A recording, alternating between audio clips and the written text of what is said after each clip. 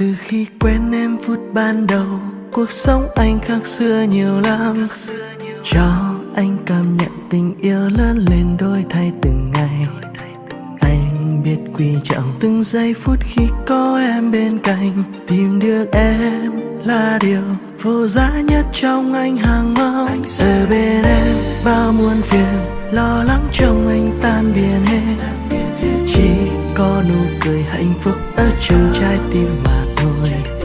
Em hãy nhắm mắt lại nhận lấy linh hồn của anh, thật lòng vòng tròn tình yêu của chiếc nhẫn cưới sẽ minh chứng tình yêu anh dành cho em.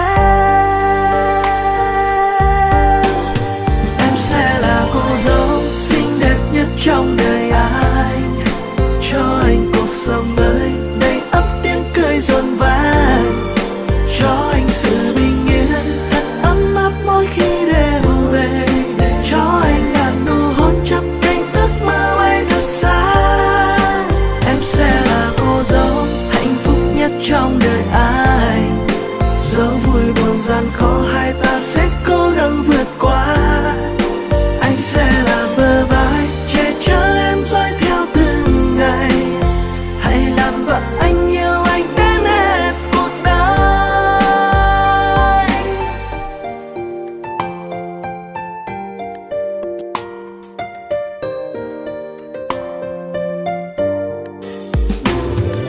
Anh sẽ luôn ở bên người và đời này người sẽ mãi che chở cho em.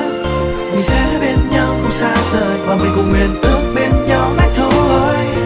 Cô dâu trong anh duy nhất trong anh, xin em hãy làm vợ anh em nhé. Trong nụ hôn từ sâu rất lâu sẽ nắm tay nhau đến mãi mãi. Ở bên em bao muôn phiền, lo lắng trong anh tan biến hết.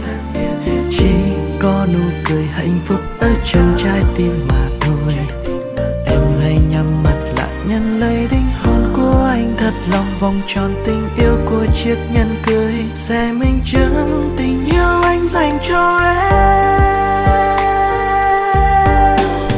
Em sẽ là cô dâu xinh đẹp nhất trong đời anh, cho anh cuộc sống mới đầy ắp tiếng cười rộn vang, cho anh sự bình yên thật ấm áp mỗi khi đêm về, cho anh ngàn nụ hôn chắp cánh ước mơ bay thật xa.